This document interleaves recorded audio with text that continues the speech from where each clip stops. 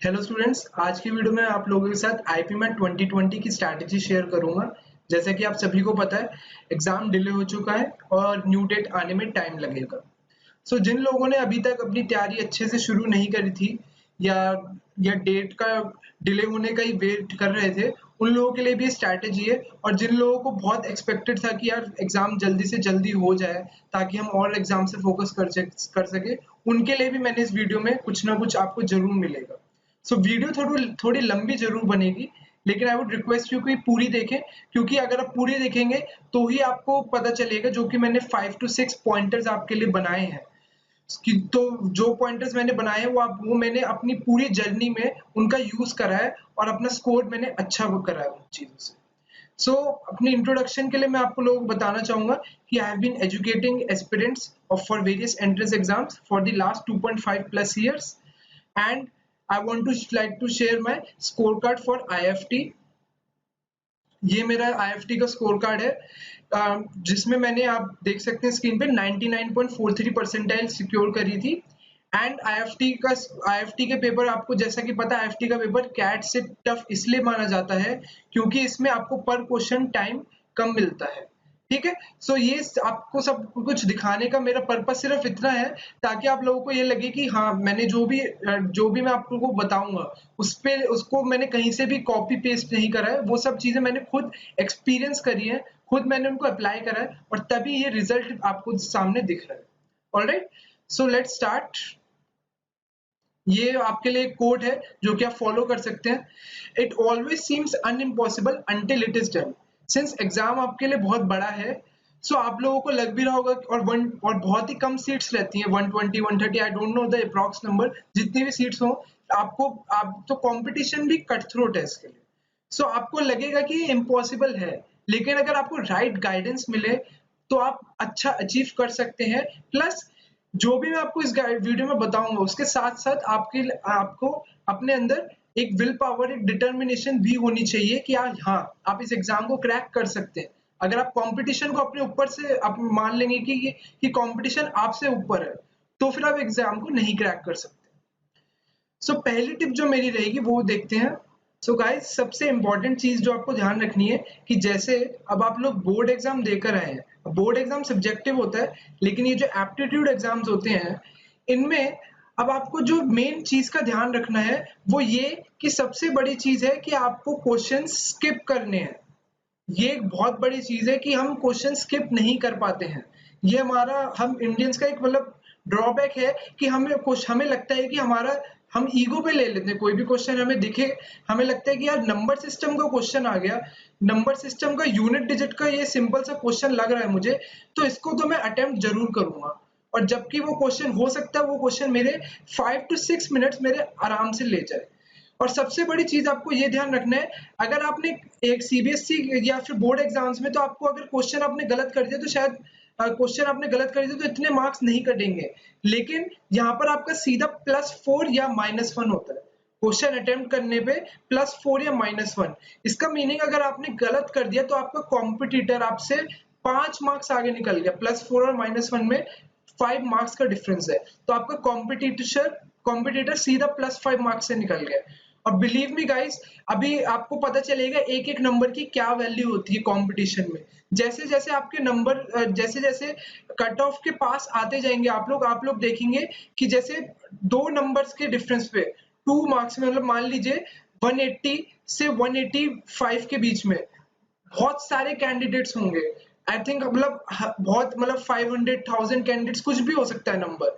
तो आप देखेंगे कि जैसे जैसे आप कट ऑफ के पास आते जाएंगे, आपको नंबर ऑफ कैंडिडेट्स बढ़ते मिलेंगे कि एक एक नंबर की फाइट होती है। तो अब आपको ध्यान रखना है कि हम क्वेश्चंस को स्किप जरूर करें। जो हमें लगता है कि हम पहले क्वेश्चन पेपर की स्कैनिंग करें।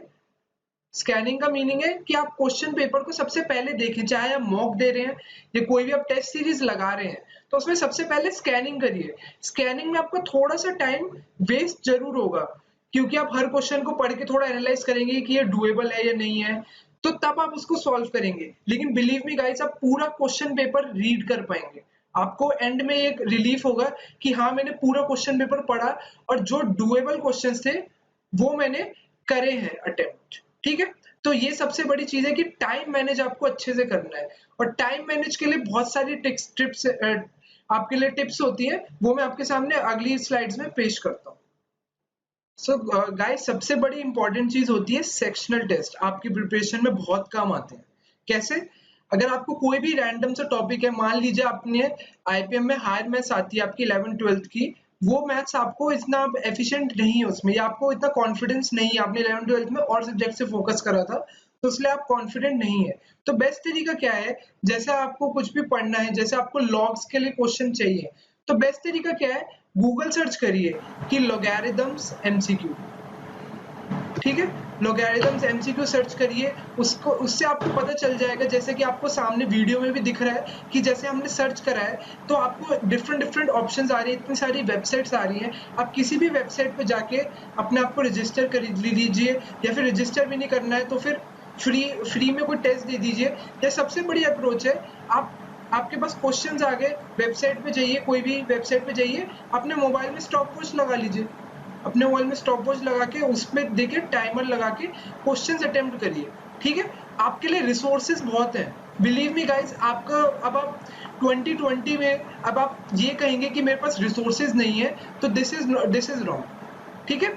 ये एक्सेप्टेबल बिल्कुल नहीं है, क्योंकि आपके पास इतनी सारी वेबसाइट्स हैं, और मैं तो ये भी कहूंगा कि बहुत सारी बैंकिंग वेबसाइट्स हैं, मतलब जो बैंकिंग एग्जाम्स के लिए डालती है, आप उन पे भी जाके अपने आप को टेस्ट कर सकते हैं, अपना फ्री मॉक्स दे सकते हैं, या फ्री सेक्शनल टेस्ट दे दीजिए, या फिर वहां से पीडीएफ डाउनलोड कर लीजिए। उस पीडीएफ को डाउनलोड करने के बाद उसमें रैंडमली क्वेश्चंस की प्रैक्टिस करिए, क्योंकि सबसे बड़ा जो की है प्रैक्टिस, मैथ्स के लिए सबसे बड़ी चीज है प्रैक्टिस, प्रैक्टिस एंड प्रैक्टिस। उसके अलावा कुछ कोई है ही नहीं, अगर कोई आपको और कोई तरीका बता रहा है तो वो गलत है। सबसे बड़ी चीज है प्रैक्टिस करिए, और रिसोर्सेज बहुत है। मैंने जो आपको तरीका बताया, रैंडमली गूगल पे जाइए, सर्च करिए कि ये टॉपिक मुझे पढ़ना है, तो उससे आपको बहुत सारे रिसोर्सेज मिलेंगे, उन पे जाके टेस्ट दीजिए, अपने आप को रजिस्टर करना करिए, नहीं तो फ्री रजिस्ट्रेशन फ्री भी होते हैं कहीं पे, उन पे जाके एनरोल करिए, ठीक है। बहुत सारी वेबसाइट्स है, जैसे मैं आपको कुछ के नाम बताऊं, इंडिया बिक्स है आपके लिए, ऑल इंडिया एग्जाम्स है, करियर राइड है, बहुत सारी वेबसाइट्स है।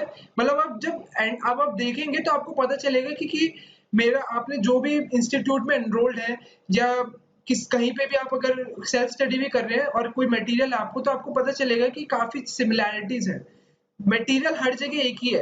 अगर आप परसेंटेज की बात करें तो परसेंटेज का बेसिक हर एग्जाम में सेम है, आप कोई भी एग्जाम ले लीजिए, लेवल का फर्क आ जाता है। अगर पोस्ट ग्रेजुएट के एग्जाम ले लेंगे, लेवल हाई मिल जाएगा आपको, अंडर ग्रेजुएट में थोड़ा लो मिलेगा, बैंकिंग में जाएंगे, बैंकिंग में medium to high level question मिल जाएंगे आपको।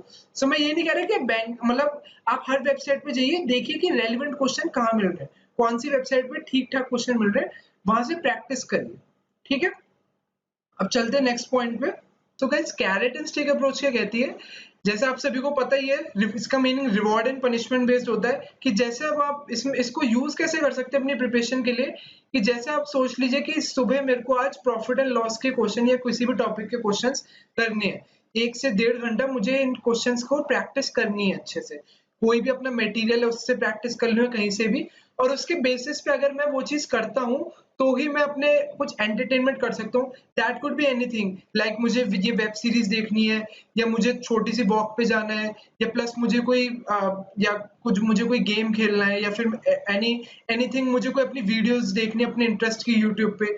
सो कुछ भी अगर आप रिवॉर्ड एंड पनिशमेंट का ऐसे कोई रेशियो बिठाएंगे, तो आपके लिए हमेशा इनर मोटिवेटेड रहोगे आप लोग, ठीक है। आपके लिए आउटर मोटिवेशन इतनी मैटर नहीं करेगी, आपको आपके गोल्स अपने आप क्लियर होते जाएंगे, आपके लिए रोज का शेड्यूल अपने आप बनता जाएगा, ठीक है। अगर मैं आपको बोलूं कि टाइम टेबल बना लीजिए और उसको फॉलो करिए, तो आजकल के जमाने में टाइम टेबल यार कोई फॉलो नहीं कर पाता, ठीक है। मैंने भी बहुत टाइम टेबल बनाए और सीरियसली मैं नहीं कर पाता हूँ फॉलो टाइम टेबल।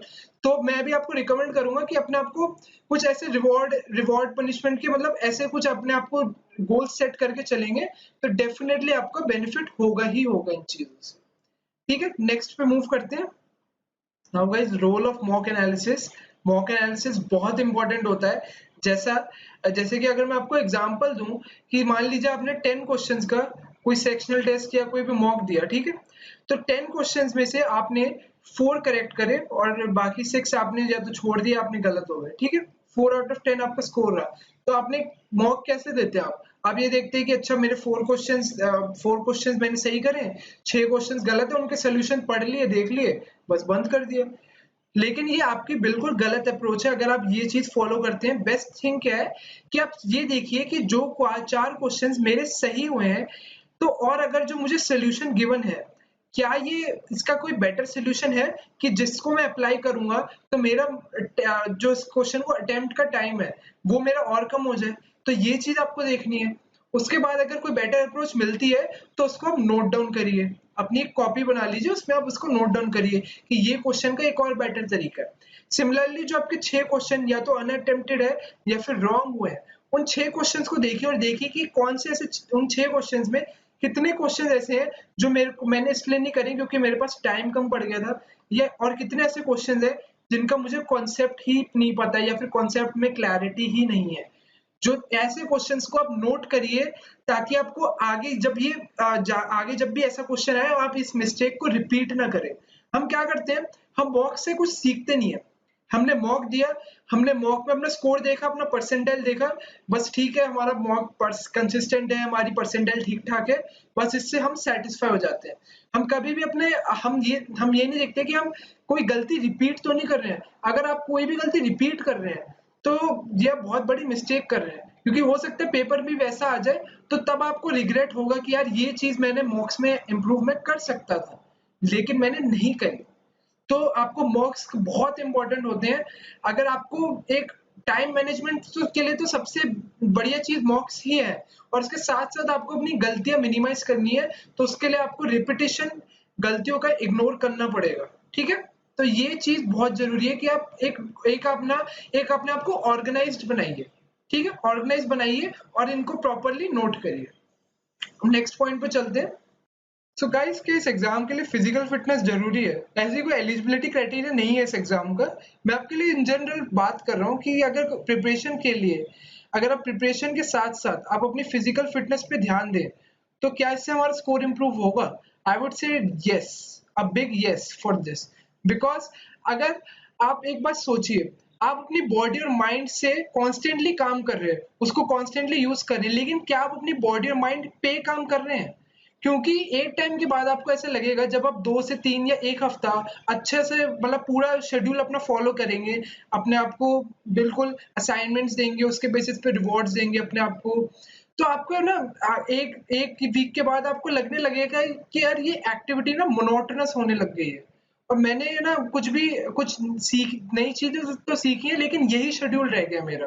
तो फिजिकल फिटनेस बहुत जरूरी है ताकि आपका बॉडी आपके माइंड के साथ कोऑर्डिनेट करे बिल्कुल अच्छे से। तो उसके लिए आप क्या कर सकते हैं, घर पे हैं तो आप एक्सरसाइज करिए, योगा कर लीजिए, और अगर आप अभी कोरोना कोरोना चल रहा है तो आउटडोर एक्टिविटी अगर आप पॉसिबल है, अगर आपके घर के नीचे पार्क वार्क है तो वहां पे थोड़ा सा साइकिलिंग वगैरह या वॉकिंग वगैरह नॉर्मल वो आउटडोर एक्टिविटी भी करिए, ताकि आप हमेशा आपको लगे कि हाँ मैं फिजिकली भी फिट हूँ और मेंटली भी फिट हूँ इस एग्जाम को क्रैक करने के लिए। आपके अंदर खुद एक कॉन्फिडेंस आएगा। जब आप इस चीज को कंटिन्यू करेंगे ना, आपको लगेगा कि हाँ मेरी बॉडी भी रिस्पॉन्ड कर रही है जैसे जैसे मैं इस एग्जाम के लिए तैयार हो रहा हूँ। ठीक है, नेक्स्ट और लास्ट टिप पे चलते हैं। सो गाइस, अब मैं डिस्कस करूंगा आपके सामने रिवीजन फ्रीक्वेंसी कि आपकी रिवीजन फ्रीक्वेंसी क्या होनी चाहिए। जैसे अब आपने मान लीजिए कोई टॉपिक आपने अच्छे से प्रिपेयर कर लिया, उसके सारे क्वेश्चंस अपने मटेरियल, प्रिंटेड मटेरियल से या ऑनलाइन फॉर्मेट से आपने अच्छे से प्रैक्टिस कर लिया एक बार। ठीक है, तो अब आपको चेक करना चाहिए कि आपकी रिटेंशन पावर कैसी है। अगर आप कॉन्फिडेंट हैं तो ठीक है, आपको देखना चाहिए कि +1 वीक एक हफ्ते तक उस पर्टिकुलर टॉपिक से मत पढ़िए। ठीक है, और उस टॉपिक को एक हफ्ते बाद जाके चेक करिए कि क्या आपने जो टिप्स या ट्रिक्स आपने सीखी थी उस टॉपिक से रिलेटेड, क्या आप उसको अप्लाई कर पा रहे हैं? क्या वो सॉल्यूशंस आपको याद है कि आपने उन सॉल्यूशंस को जैसे इफेक्टिवली मिनिमम टाइम में उस क्वेश्चन को सॉल्व किया था, क्या आप उसको कर पा रहे हैं या नहीं कर पा रहे हैं? तो ये आपको चीज का ध्यान रखना है कि आप अगर रिवीजन कर रहे हैं तो रिवीजन कौन से टॉपिक की सबसे ज्यादा करनी है। हमें ये देखना है कि वीक टॉपिक में हमारी रिटेंशन पावर बढ़ पा रही है या नहीं बढ़ पा रही है, हम उसको कितनी देर तक रिटेन कर पा रहे हैं। इसलिए हमें रिवीजन फ्रीक्वेंसी अपनी हर हर टॉपिक के साथ थोड़ी सी चेंज करनी पड़ेगी। ठीक है, और एक क्वेश्चन भी मैंने यहाँ पे लिखा है कि should we leave unimportant topics. So अब मैंने गाइस, अब मैं आईपी मेट का पेपर मैंने इस बार सेट तो नहीं करा है, और ना ही मेरा कोई एडमिशन सेल, IIM इंदौर के एडमिशन सेल में ना ही कोई मेरा जानकार है। तो ये चीज तो मैं आपको नहीं बता सकता हूँ कि कौन सा इंपॉर्टेंट टॉपिक है, कौन सा अनइम्पोर्टेंट टॉपिक है। लेकिन प्रीवियस ईयर का पैटर्न आप देख सकते हैं बिल्कुल। उसमें देखिए कि कौन से क्वेश्चंस हैं और प्रीवियस ईयर पैटर्न पेपर्स 1-2 साल के देख लीजिए। उसमें देखिए कि कौन से क्वेश्चंस हैं जो सिर्फ एक एक नंबर के आ रहे हैं, मतलब उनके पास बस एक एक क्वेश्चन आ रहा है, तो उस क्वेश्चन को थोड़ा सा अनइम्पोर्टेंट मान लीजिए। अब आपको ये देखना है कि क्या, अगर मैं मैथ्स में थोड़ा सा वीक हूँ या वर्बल में थोड़ा सा वीक हूँ, और मुझे लगता है कि यार ये चीज मेरे को छोड़नी पड़ेगी, क्योंकि अगर मैंने ये 1 नंबर के लिए 2 नंबर के लिए मैंने इस पे मेहनत करी, तो जैसे बड़े बड़े टॉपिक्स हैं, जैसे नंबर सिस्टम है आपका, उसके बाद आपका मैट्रिसेस है, जिन पे ज्यादा ज्यादा क्वेश्चंस आते हैं, अगर मैं इन टॉपिक्स पे ज्यादा मेहनत कर लूंगा तो मेरे को अच्छे नंबर आ जाएंगे। या और अगर मैं कम अनइम्पोर्टेंट टॉपिक्स पे अपनी ज्यादा एफर्ट्स दूंगा, तो वहां पे मेरे नंबर कम आएंगे। तो ये आपको बैलेंस खुद से बनाना पड़ेगा। अगर आप किसी से भी पूछेंगे तो ये बैलेंस हर किसी के लिए अलग मिलेगा। किसी के लिए किसी का कोई कंफर्ट लेवल होता है, किसी का कोई कंफर्ट लेवल होता है। सो ये you have to decide for yourself. Alright. So आपको जो मेन मैंने सबसे बात बताई है कि आपको प्रैक्टिस करते रहने चाहिए, ठीक है। और उसी के बेसिस पे अब मैं अपना एक प्रैक्टिस बैच पे लॉन्च कर रहा हूँ, जिसके डिटेल्स मैं आपको अगली स्लाइड में दिखाऊंगा। Students, I would like to announce my practice batch now. अब इस प्रैक्टिस बैच में I will not discuss any concepts with you. Like मैं आपको ये नहीं बताऊंगा कि नंबर सिस्टम में यूनिट डिजिट कैसे निकालते हैं, सर्कल की क्या क्या थ्योरम्स होती हैं, ट्रायंगल की प्रॉपर्टीज क्या क्या होती हैं, ये सब मैं आपको इस बैच में नहीं बताऊंगा। मैं आप लोगों के साथ इन सबका लाइव एप्लीकेशन डिस्कस करूंगा सिर्फ, ठीक है। और जो क्वेश्चंस का मैं सिलेक्शन करूंगा वो एट पार रहेंगे आपके प्रीवियस ईयर क्वेश्चन पेपर के। सो में क्लास कैसे कंडक्ट होगी, प्रोसीजर क्या रहेगा, वो ये रहेगा, जैसे मान लीजिए आपकी क्लास 6 PM है, तो 6 PM है तो मैं 5 PM के अराउंड तक आप लोगों के साथ एक PDF शेयर कर दूंगा क्वेश्चंस की। तो वो क्वेश्चंस जितने भी होंगे वो हिसाब से होंगे कि उसकी डिस्कशन हम 6 बजे अपनी लाइव क्लास में डिस्कस कर सके। तो आपके पास 1 आवर होगा उनको सॉल्व करने के लिए अपने आप से। फिर उस क्लास में हम डिस्कस करेंगे, उनका बेस्ट सोल्यूशन डिस्कस करेंगे और कैसे हम अपना टाइम मिनिमम कर सकते हैं। सो एज नंबर आपको दिख रहा है कि 25 डेज ये क्लासेस चलेंगी, और ड्यूरेशन इनकी क्लास की 1 to 1.5 आवर्स रहेंगी। वेरी करेंगी जिस हिसाब से नंबर ऑफ क्वेश्चंस रहेगा, और जितना आपके 1 घंटे में क्वेश्चंस डिस्कस हो सकते हैं उतने ही क्वेश्चन इस क्लास में कराए जाएंगे, ठीक है। और कोई बच्चा अगर क्लास किसी भी तरीके की ड्यू टू एनी रीजन अगर आप लाइव क्लास अटेंड नहीं कर पाते हैं, तो आपको रिकॉर्डिंग अवेलेबल हो जाएगी विद इन 24 आवर्स। आपके अकाउंट में उसका लिंक आ जाएगा, या आपके ग्रुप में अगर आप एडेड होंगे तो आपके पास वो लिंक आ जाएगा, आप वहां से दे सकते हैं। और इस कोर्स की वैलिडिटी रहेगी टिल आईपी मेट 2020 एग्जाम की। और इसकी फीस आपको दिख रही है, 1999 इसकी फीस रहेगी, विच इज वेरी नॉमिनल। सो आप लोगों को आप देख सकते हैं आपको इसमें एनरोल करना है या नहीं करना है। मैंने आप यूट्यूब पे आप IIM इंदौर की एक्सपेक्टेड क्वेश्चन सीरीज भी चलाई थी, उस पर काफी अच्छा रिस्पॉन्स आया था। सजेशंस में आपको उसका लिंक भी मिल जाएगा, वहां जाके देख सकते हैं कैसे क्वेश्चन मैंने डिस्कस कराए हैं और बच्चों को कैसे अच्छे लगे हैं वो, ठीक है।